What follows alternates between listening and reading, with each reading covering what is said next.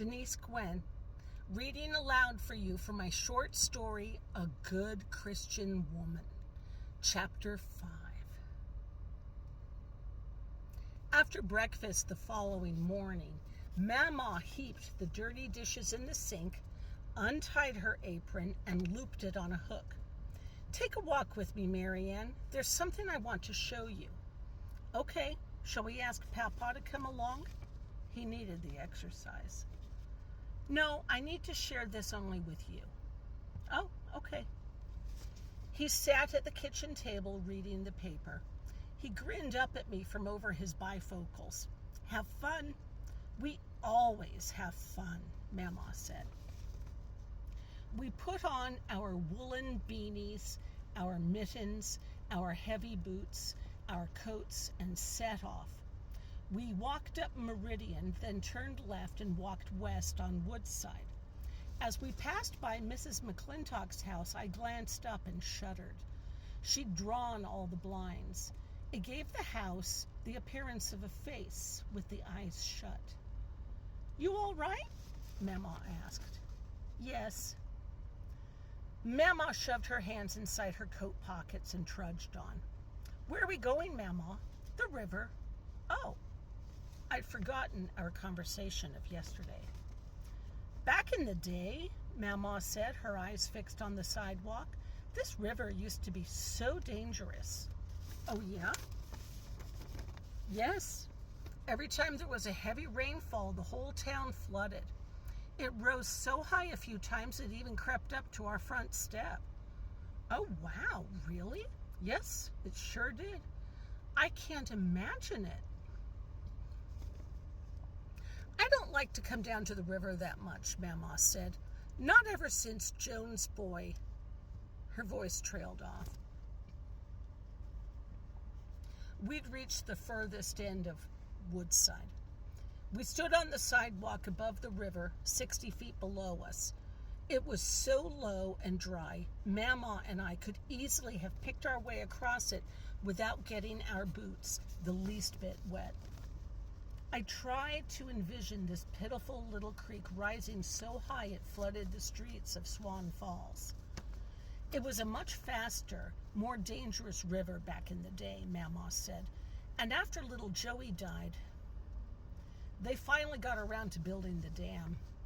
I guess it'd been in the works for a while, but what with that little boy's death, it lit a fire under their asses.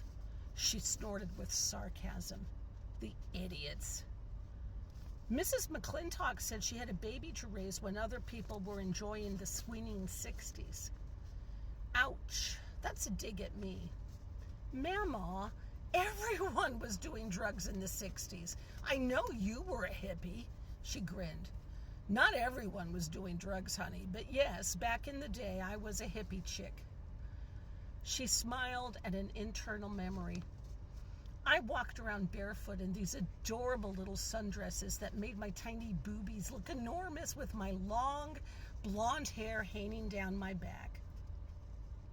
Mama still kept her hair long and free, only now it streamed silver and white. She really was the most beautiful woman. Mama threw her head back and laughed. "Timothy Leary said it best when he told us to turn on, tune in, drop out. If there was something to smoke, baby, I smoked it. If there was something to inhale, Chickie Bird, I inhaled it. And if there was someone to fuck, let me tell you, little girl, I fucked it." "Mama, wow."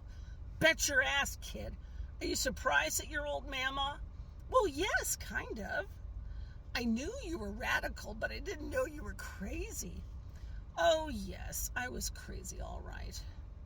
Her smile faded.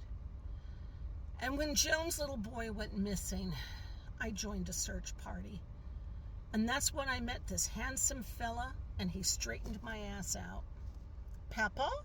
I asked, no longer entirely certain. She reached for my hand and squeezed it. "Yes," she said, her eyes softening. "Papa." Honest to God, Marianne, I was a completely different person back then.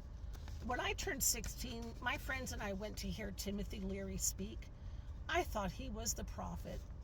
I spent the next 7 years strung out on LSD and whatever else I could get my hands on. Thank God I met your papa when I did, or else I too might have ended up. Her voice trailed off as she gazed blankly at the river. Anyway, I'm just lucky I met him when I did. We stared at the river for a few moments, each of us lost in our respective thoughts. A twig cracked from somewhere behind us, bestirring us back to the present. Mama turned to gaze up at me, tears brimming in her eyes. Mama, are you okay? Let's get back to the house, honey. I'm getting cold. What secrets did she harbor in that ancient heart?